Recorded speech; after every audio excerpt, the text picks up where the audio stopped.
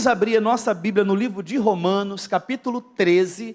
Nós queríamos falar sobre um reavivamento espiritual. O reavivamento espiritual. Romanos, capítulo 13, versículo 11. E isto digo, conhecendo o tempo, que já é hora de despertar do quê, gente? Porque a nossa salvação está agora mais perto de nós do que quando aceitamos ao quê? Amém. Glória a Deus. Podem sentar. Deus abençoe. O apóstolo São Paulo, escrevendo carta aos nossos irmãos de Roma, ele está dizendo o seguinte: nós conhecemos o tempo.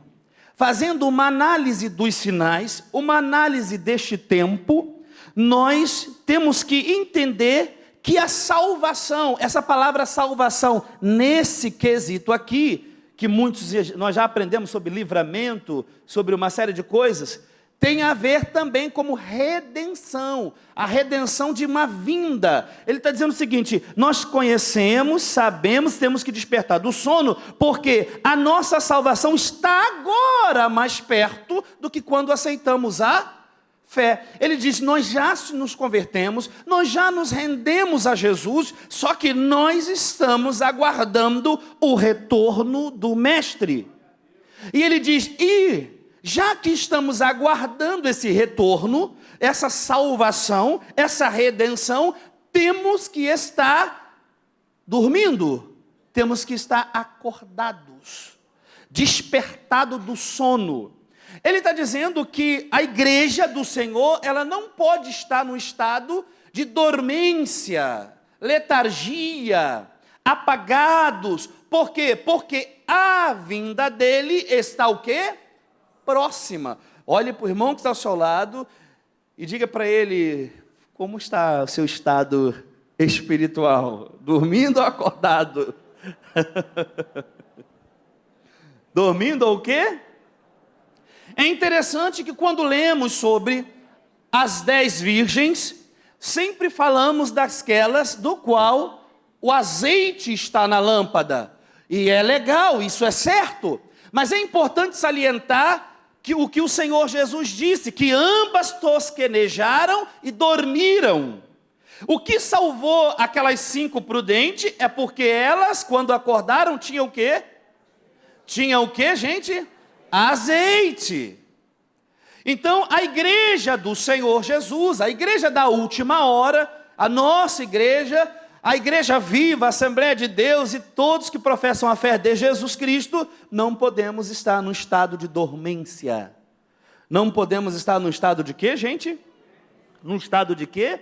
Dormência. Por quê? Porque temos discernindo o corpo. O apóstolo São Paulo, no livro de Efésios, não precisa se abrir, no capítulo 5, no versículo 14, ele diz: desperta, ó tu que dorme, dentre o quê? Os mortos, porque Cristo te iluminará. Desperta tu que dormes entre os mortos, porque Cristo te iluminará. Então, o nosso Deus, quando nos chamou, Ele chamou para ser uma igreja atenta. Uma igreja atenta. Uma igreja que não está numa letargia, mas ela está viva, ela está alegre, ela está trabalhando. Por isso que no sermão profético, quando o Senhor Jesus, ele vai principiar e mostrar seus sinais, ele diz que bem-aventurado é o servo, que quando o Senhor voltar, o acha servindo assim. É o capítulo 25 de Mateus.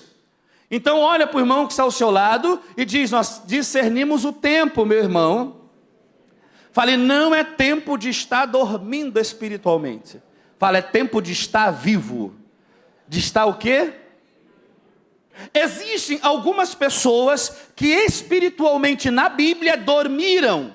A Bíblia diz que Eli, enquanto ele dormia, a lâmpada de Deus se apagou na casa de Israel. Porque ele então estava passando a mão na cabeça dos erros dos seus filhos, e a lâmpada de Deus então ia se apagando, por causa desse estado de dormência do profeta Eli.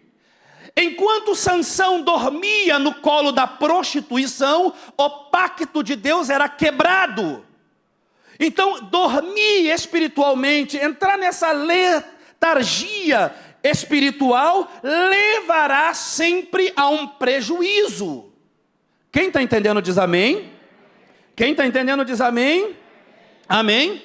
A Bíblia diz que Saul, enquanto dormia, a sua túnica, a sua bilha d'água, o seu cântaro e a sua espada estava à disposição dos inimigos. Então, dormir espiritualmente causará um risco espiritual para nós. Por isso precisamos de um rei avivar. Precisamos do quê? A Bíblia diz que Elias, enquanto dormia, se o anjo não acorda ele para ver a provisão, ele iria deixar de ver as manifestações de Deus ali. E isso pode acontecer conosco, se nós estivermos dormindo espiritualmente, se nós estivermos nessa letargia espiritualmente, possamos não ver o que Deus está fazendo. Olha o que Deus fez conosco. Olha o que Deus fez com essa reforma. Olha o que Deus fez, pegar um povo humilde, um povo pequeno, porque nós somos como Israel, pequeno, mas fazemos grandes estragos no mundo espiritual. Glória! Ele pega esse povo, porque tem um homem de visão, porque tem um homem como o nosso reverendo, que é entregue à sua vontade, e fará com que todos nós venhamos a experimentar tudo aquilo que Deus idealizou e mostrou para ele lá atrás. Mas para isso você tem que estar acordado. Você tem que estar junto, avivado. Avivado, nós vamos ver os passos para viver, para estar avivado, para estar acordado. Glória a Deus. Você sabe que Jonas, enquanto dormia, o mundo à sua volta destruía, estava se destruindo. Então é um perigo uma vida espiritual nessa dormência, porque pode comprometer sua família, pode comprometer sua vida espiritual, pode comprometer o seu dia a dia. Então, quando Deus nos chama, Ele nos chama para viver uma vida revolucionária. Amém? Uma vida o quê? Revolucionária. E o que significa um despertar? Olha para o irmão que está ao seu lado, pergunte para ele, o que significa um despertar do sono? Fala assim, é um crente avivado. É um crente avivado. É um crente avivado. Meus irmãos, uma das cartas do Apocalipse à igreja de Sardes, o conselho de Deus para aquela igreja foi: vocês pensam que estão vivos, mas estão mortos. É o conselho para a igreja de Sardes. Vocês falam como vivos, vocês andam como vivos, mas estão mortos. E trazendo essa questão do despertar, porque o conselho para a igreja de Sardes era: vocês devem experimentar um despertamento.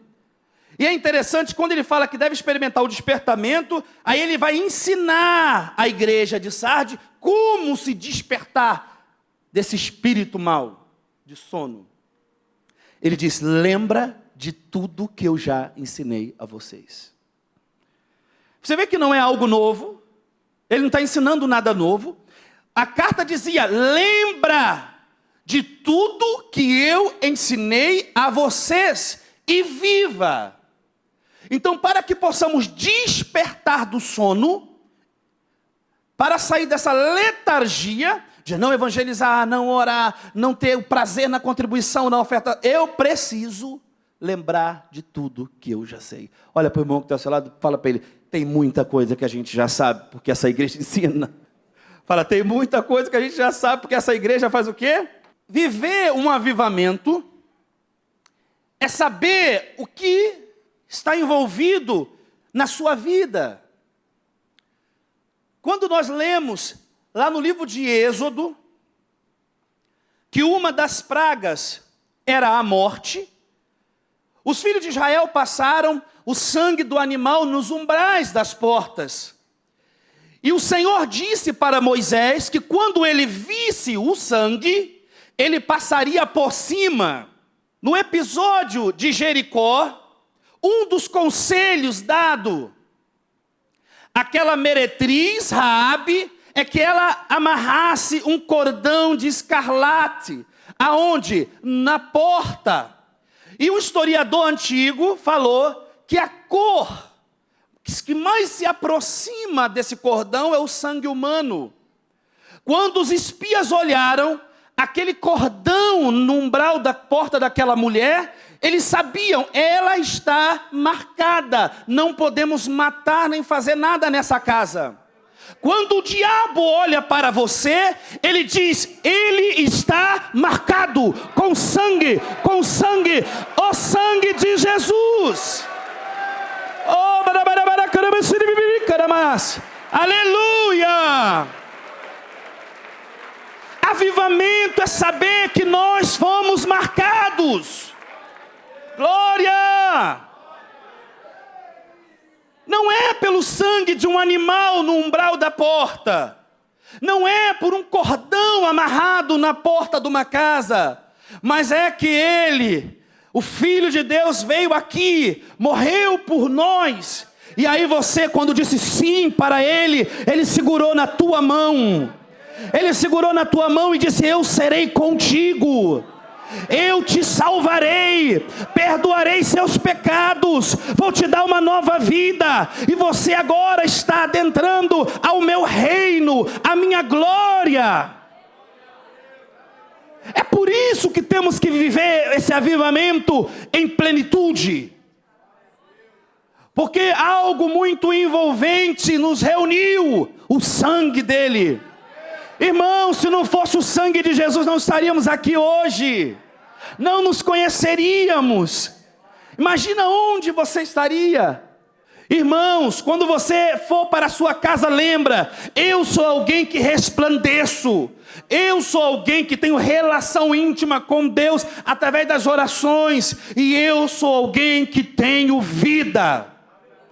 Eu não sou um morto espiritual. Eu sou alguém que tenho vida para com Deus. É por isso que o diabo nos odeia. E deixa ele nos odiar. Porque você é alguém que o Espírito de Deus está em você. Você é alguém que o Espírito Santo está em você. Eu vou repetir, você é alguém que o Espírito Santo está em você.